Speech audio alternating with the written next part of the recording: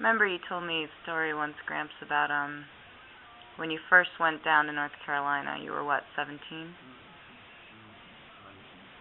19? Or when did you sneak away and join up? You weren't of age yet, were you? I didn't know. You weren't 18. I was 17, almost 17. 18.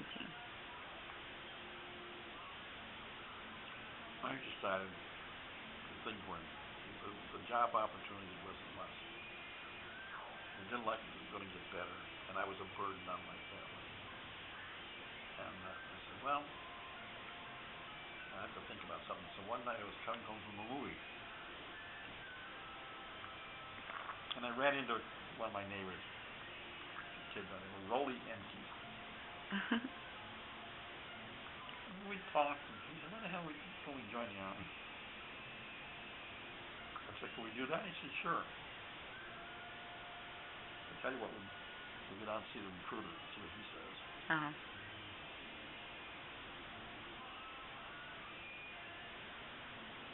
So we talked to the recruiter. Sounded like a pretty good deal. Going to the military, this, that. Just come back with your birth certificate. Right. Showing you're 18. And we'll see what we can do for you. So since I was 17, I couldn't use my birth certificate, so I went and got my sister's birth certificate.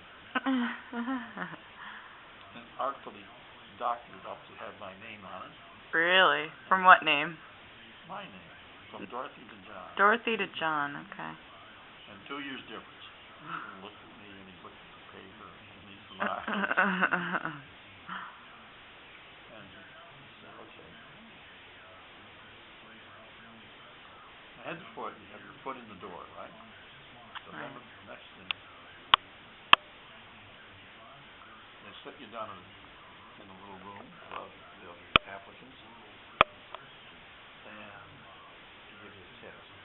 AGCT. It's a test of general knowledge stuff, arithmetic, reading, general knowledge. And from 1 to 9. So I kept 9 in all 3 of them. What did you get? 10? You got a 9. So of course you did. One guy said, well, and we decided I wanted to go to the Philippines. And then the old sergeant, he came out and he said, no, you don't want to go to the Philippines. You want to go to school and be a technician so you can get some rank. And he said, I'm going to send you to Fort Monmouth. That's the best deal I can give you. That's what he did. Trying to win radio skills. Why did you want to go to the Philippines initially? It just sounded exotic, or what? When I was 16, I was a substitute in the National Guard. Really? One of my neighbors didn't want to go, so he talked to his captain. And the captain said, I don't give a damn. Either you be there or a body. So I took his place and went to summer camp and things like that. Cool. And he paid me. And they gave me a uniform. Nothing on the sleeve, not much responsibility. And you couldn't confess that you went to Rubber in the National Guard when you go in the regular Army. They didn't want to hear about that. Really? Because what, they thought it was a joke or something? Yeah. Old men and young boys. So that's how it started. So you went to Fort Monmouth, is that what it's called? And where's that? In Jersey. In Jersey? In Raspberry Park. And what was your first night like? What was your first night like away from home? It was lonesome. It was in February. It was wintertime. They didn't have enough barrack space, so they bunched us up in an attic over one of the barracks until the new troops. You're recording this stuff, aren't you? So anyway, here we are. Got in, rode all night on a train to New York and busted yours, and then wound up in an attic. Jeez. So that was fine. I did the train hooting and we were homesick. And then started at 5:30 in the morning when the reveille gun went off and some crazy man come running through there and getting me right out of bed to get out. So we all got dressed and went downstairs. And I would say, not in a formation, we stood in a line, something like a line. And they gave 10 of us to each regular Army guy, and they marched us down to the warehouse, and they got uniforms and shoes, all kinds of clothes and things like that. Came back, and then they found a place in the barracks for us. And then we were off on our basic training, marching, making tents, shooting rifles, going to radio school.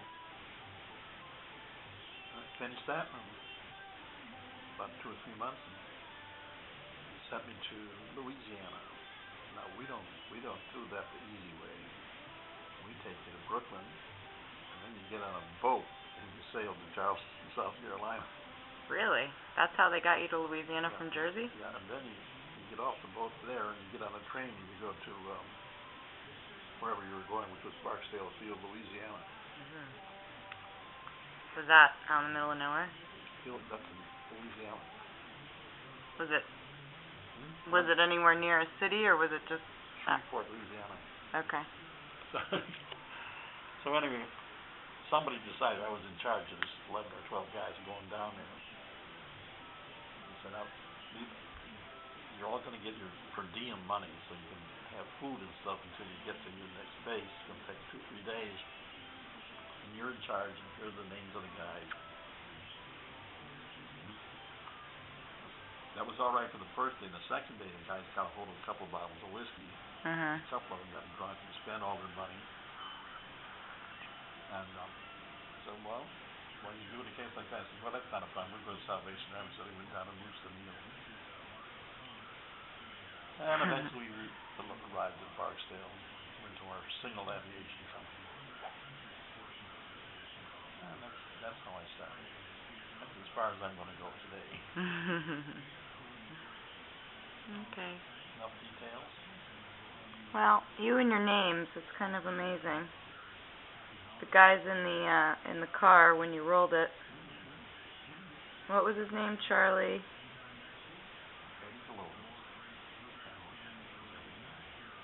Wasn't it Charlie, the trumpet player? No, Charlie didn't go with us. No.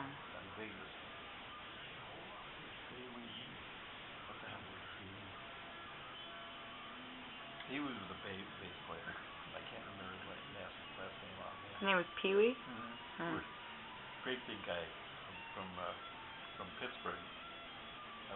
Ukrainian or some kind of Slavic descent. And he played the bass. How he made money. He said, well, I play at weddings. And he said, when we get our tips, they throw the money in the bass. And were these the guys that you went to New Orleans with, and you'd get free drinks because they were in on the scene? We always had 3 or 4 guys who were musicians with us. Yeah. With me. I think they were taking advantage of me. I thought they were. So the musicians were the best radio operators because what? They knew Morse code or something? No, or they were what? supposed to have a good ear. Oh. Tonal difference and things like that. Good radio operators are guys who learned the Morse code when they were Boy Scouts. Right. That's right. So I knew the A, B, C's and D's and numbers and things like that. So then when I went to radio school, I told that to somebody and they said, don't tell them you know anything else. You're going to be a good boy. They're going to like you here. You're going to satisfy their requirements very quickly. So then you start out. They teach you 5 letters at a time. They call them Z's. It's A, B, C, D, E. That's the first 5, and then you got another 5, and then another 5, and then you get the numbers. So you be careful not to go too fast, and not to go too slow. And they thought you were pretty smart and a quick learner, and they had a good system. Oh, I left out Rolly Empty. He didn't become a radio man because he couldn't do the code. They sent him to telephone school. But another kid from Buffalo, Johnny Ludwig, he was a champ. He'd been the New York State champ typist. Oh yeah. And he learned how to type type the code as he went along. And